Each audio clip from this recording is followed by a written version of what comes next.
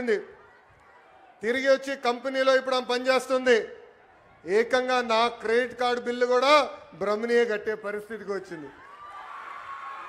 నేను ఈరోజు హాయిగా ఇక్కడ తిరిగి మీకోసం సేవ చేయగలుగుతున్నానంటే దానికి కారణం బ్రహ్మణి మొత్తం మా ఇల్లు చూస్తుందని మహిళలందరికీ నేను తెలియజేస్తున్నా. అంతేకాదు, మా అమ్మమ్మ పేరుతో బసవ తారకం క్యాన్సర్ హాస్పిటల్ ఉంది హైదరాబాద్లో. ఇప్పుడు ప్రత్యేకంగా అమరావతిలో కూడా ప్రారంభిస్తున్నారు.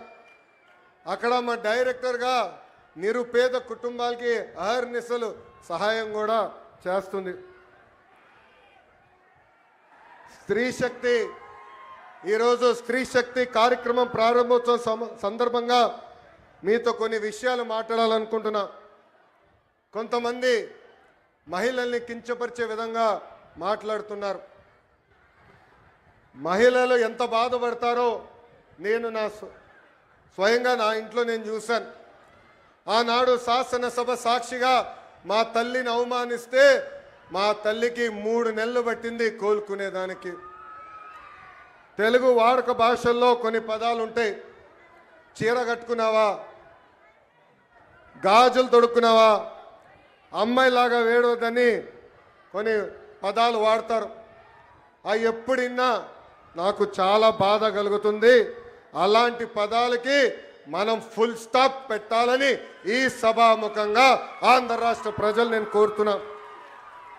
అలాంటి మాటలు ఎవరన్నా మాట్లాడితే మాట్లాడదని చెప్పండి. ఎక్కువ తక్కువ మాటలు చెప్పండి. అన్న లోకేష్ చెప్పాడు తోలు తీస్తాడని. ఈ సందర్భంగా గౌరవ ముఖ్యమంత్రి గారిని, ఉప ముఖ్యమంత్రి గారిని ఒక విషయం కోరాలనుకుంటున్నా. సినిమాల్లో, వెబ్ సిరీస్లో మహిళల్ని కించపరిచే విధంగా డైలాగ్స్ వస్తే అవి తీసే వరకు ఆ సినిమాలు, వెబ్ సిరీస్ రిలీజ్ అవ్వకూడదని ఒక ప్రత్యేక చట్టం తీసుకురావాలని ఈ సభాముఖంగా పెద్దల్ని నేను కోరుతున్నా. మహిళా భద్రత గురించి అందరూ మాట్లాడతారు, అనేక చట్టాలు తీసుకురావాలంటారు. కానీ మహిళలకి భద్రత ఉండాలంటే మహిళల్ని గౌరవించాలనేది మన ఇంటి నుంచే మొదలవ్వాలని నేను బలంగా నమ్ముతాను. అందుకే నేను విద్యాశాఖ మంత్రి అయినప్పుడు ప్రత్యేకంగా first class, second class text books తెప్పించా. దాంట్లో ఫోటోలు చూసా. ఇంటి పనులు చేస్తున్న ఫోటోలన్నీ మహిళల ఫోటోలు ఉన్నాయి. ఏకంగా అది నేను మార్చాను. ఇప్పుడు 50% ఫోటోలు మగవాళ్ళు ఇంటి పనులు చేసే ఫోటోలున్నాయి, 50% ఫోటోలు ఆడవాళ్ళు ఇంటి పనులు చేసే ఫోటోలున్నాయి.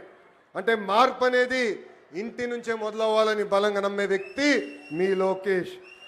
ఇంకా మెగా పేరెంట్ టీచర్ మీటింగ్లో ప్రత్యేకంగా పిల్లలతో తల్లికి వందనం కూడా మన ప్రభుత్వం చేపించింది. ఇప్పుడు స్త్రీ శక్తి పథకం ద్వారా ఉచితంగా బస్ ప్రయాణం కూడా మన ప్రభుత్వం ప్రారంభిస్తుంది. ఈ పథకం మహిళలకు మరింత శక్తి సమకూరుస్తుంది. చదువుకునేదానికి, ఉద్యోగాల కోసం కానివ్వండి, ఈ స్త్రీ శక్తి పథకం ద్వారా మీకు భారం తగ్గిస్తుంది.